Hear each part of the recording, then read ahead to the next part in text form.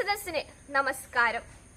മുൻവരി പല്ല് പോയി മോണ കാട്ടി ചിരിച്ചൊരാൾ, ചമ്രം പടിഞ്ഞിരിക്കുന്ന പടം നീ കണ്ടതില്ലേ? ശ്രീ വെണ്ണിക്കുളം ഗോപാലകുറുപ്പിന്റെ വരികൾ ഓർമ്മിപ്പിച്ചുകൊണ്ട് ഞാൻ എന്റെ വിഷയത്തിലേക്ക് കടക്കട്ടെ. ആധുനിക ഇന്ത്യയിലെ ഗാന്ധിജിയുടെ പ്രസക്തി എന്നതാണ് എനിക്കിന്നിവിടെ നൽകിയിരിക്കുന്ന വിഷയം. ഭാരതത്തിലെ ആദ്യ തീവ്രവാദി ആക്രമണത്തിന്റെ ഇരയായ നമ്മുടെ രാഷ്ട്രപിതാവ് ഇഹലോകവാസം വെടിഞ്ഞിട്ട് 77 വർഷങ്ങൾ പിന്നിട്ടിരിക്കുന്നു. ഭാരതത്തിൽ വെറുപ്പും വിദ്വേഷവും വർദ്ധിച്ചു വരുന്ന കാലത്താണ് നാം ജീവിക്കുന്നത്. മാത്രമല്ല, ഗാന്ധിജിയെ തരം പോലെ തങ്ങളുടെ രാഷ്ട്രീയ നേട്ടത്തിന് ഉപയോഗിക്കുന്ന ഭരണാധികാരികളുടെ കാലത്താണ് നാം ജീവിക്കുന്നത് എന്നത് സങ്കടകരമാണ്. ലോകത്തിലെ തന്നെ ഏറ്റവും വലിയ ശക്തമായ ജനാധിപത്യ രാജ്യമാണ് ഇന്ത്യ. ജനപങ്കാളിത്തം ജനാധിപത്യത്തെ കരുത്തുറ്റതാക്കുന്നു. വലുപ്പത്തിലും ജനസംഖ്യയിലും മാത്രമല്ല, വൈവിധ്യത്തിലും ജനാധിപത്യത്തിലും ഏറെ മുൻപിലുള്ള ഒരു സ്വതന്ത്ര രാഷ്ട്രത്തിലെ പൗരന്മാർ എന്ന നിലയിൽ നമുക്ക് അഭിമാനിക്കാം. പാഠപുസ്തകങ്ങളിൽ വായിച്ചും ക്ലാസ്സിൽ പറഞ്ഞു കേട്ടുമാണ് നമുക്ക് ഗാന്ധിജിയെ പരിചയം. സത്യത്തിനും ധർമ്മത്തിനും വേണ്ടി ജീവിതകാലം മുഴുവൻ പോരാടി ഒടുവിൽ രാജ്യത്തിനായി ജീവൻ അർപ്പിച്ച മഹത് വ്യക്തിയാണ് അദ്ദേഹം. വിദേശികളുടെ ആധിപത്യത്തിൽ നിന്നും നമ്മുടെ ഭാരതത്തെ സംരക്ഷിക്കാൻ വേണ്ടി സുദീർഘമായ സമരം നയിച്ച വ്യക്തിയാണ് അദ്ദേഹം. സമരങ്ങൾ അനവധി ലോകത്ത് നടന്നിട്ടുണ്ട്.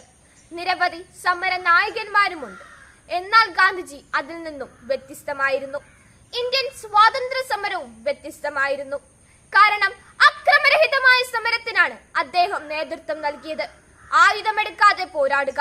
ഒടുവിൽ ആ പോരാട്ടം വിജയിച്ചുവെന്ന് ലോകത്തിന് മുഴുവൻ ബോധ്യമായി. ഒരിക്കൽ ഒരു കുട്ടി ഗാന്ധിജിയോട് ചോദിച്ചു, ബാപ്പുജി, എന്താണ് ജനാധിപത്യം?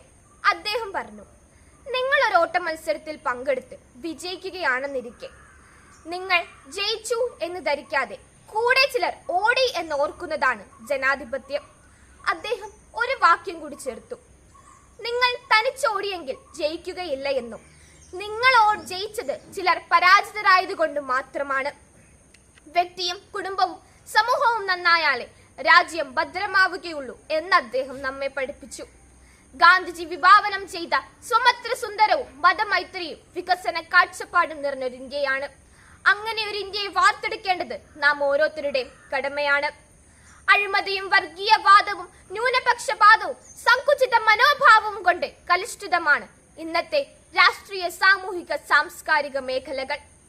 ഗ്രാമങ്ങളിലാണ് ഇന്ത്യയുടെ ആത്മാവ് എന്ന് പറഞ്ഞ അദ്ദേഹം ഗ്രാമീണ വികസനത്തിനായി ഒട്ടേറെ പ്രവർത്തനങ്ങൾ ചെയ്തു. ഒരൊറ്റ ഇന്ത്യ ഒരൊറ്റ ജനത എന്നതായിരിക്കണം നമ്മുടെ മുദ്രാവാക്യം എന്ന് അദ്ദേഹം നമ്മെ പഠിപ്പിച്ചു. ഹിന്ദു മുസ്ലിം സാഹോദര്യം, അയിത്തത്തിനെതിരായ സമരം, സ്ത്രീകളുടെ സമൂഹത്തിൽ പദവി ഉയർത്തൽ എന്നിവയ്ക്ക് ഊന്നൽ നൽകിയ ഗാന്ധിജി 1920 നിസ്സഹരണ സമരത്തിൽ പറഞ്ഞത്, ഗിരിനിരകളോളം പഴക്കമുള്ള സത്യവും അഹിംസയുമല്ലാതെ എനിക്ക് നിങ്ങളെ മറ്റൊന്നും പഠിപ്പിക്കാനില്ലെന്നാണ്. ഗാന്ധിജി എല്ലാ മതവിഭാഗക്കാരും ഒരുമയോടെ കഴിയുന്ന ഒരു സ്വതന്ത്ര ഭാരതമാണ് ഭാവനയിൽ കണ്ടത്. എന്നാൽ വേദനിപ്പിക്കുന്ന വാർത്തകളാണ് രാജ്യത്തിന്റെ വിവിധ ഭാഗങ്ങളിൽ നിന്നും വന്നുകൊണ്ടിരിക്കുന്നത്. കയ്യേറ്റങ്ങൾക്ക് വിധേയരായ സ്ത്രീ ജീവിതങ്ങളുടെയും അധികാര ദുർവിനിയോഗത്തിന് പര്യായമായ അധികാര കേന്ദ്രങ്ങളുടെയും ജാതിയും അത്യാചാരം മൂലം ദുരിതം അനുഭവിക്കുന്നവരുടെ സ്ഥിതി മാറണം. ബീഹാറിലെ വോട്ടർ പട്ടികയും അസമിലെ കുടിയിറക്കലുമെല്ലാം നമ്മുടെ ഭരണഘടനയെ നോക്കുകുത്തിയാക്കുകയാണോ എന്ന് നാം ചിന്തിക്കേണ്ടിയിരിക്കുന്നു. ഒട്ടേറെ പോരാളികളുടെ വിശ്രമമില്ലാത്ത പോരാട്ടത്തിന്റെ ഫലമാണ് നമ്മുടെ ഭരണഘടന. അതുകൊണ്ട് സുഹൃത്തുക്കളെ, നമുക്ക് മുന്നോട്ട് പോകാം.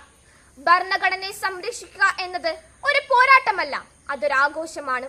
കാരണം നമ്മുടെ സമത്വം, സാഹോദര്യം, സ്വാതന്ത്ര്യം എന്നിവ സംരക്ഷിക്കാനുള്ള ഒരാഘോഷം. എന്റെ ജീവിതമാണ് എന്റെ സന്ദേശം എന്ന് പറയാൻ കഴിയുന്ന അനേകം പേർ ഈ ലോകത്തില്ല. എന്നാൽ ഗാന്ധിജിക്ക് അങ്ങനെ പറയാൻ കഴിഞ്ഞു. അതാണ് അദ്ദേഹത്തിന്റെ മഹത്വം. നിങ്ങൾ എന്തെങ്കിലും നടപ്പാക്കുന്നതിന് മുമ്പ് നിങ്ങൾ കണ്ട പാവപ്പെട്ടവന്റെ നിസ്സഹായന്റെ മുഖം ആലോചിക്കുക. ഞാനിപ്പോൾ ചെയ്യാൻ പോകുന്നത് ആ പാവപ്പെട്ടവന് എങ്ങനെ ഉപയോഗമാകും എന്ന് സ്വയം ചോദിക്കുക എന്ന ഗാന്ധിജിയുടെ വാക്കുകൾ വിദ്യാർത്ഥികളായ നമുക്ക് പ്രചോദനമാകട്ടെ എന്നും അദ്ദേഹത്തിന്റെ സങ്കല്പത്തിലെ ക്ഷേമരാഷ്ട്ര സങ്കല്പം ഗാന്ധി പറഞ്ഞു തന്ന മാർഗത്തിലൂടെ നമുക്ക് നടപ്പിലാക്കാം. ഇത്രയും പറഞ്ഞുകൊണ്ട് ഞാൻ എൻ്റെ വാക്കു നിർത്തുന്നു. നന്ദി, നമസ്കാരം.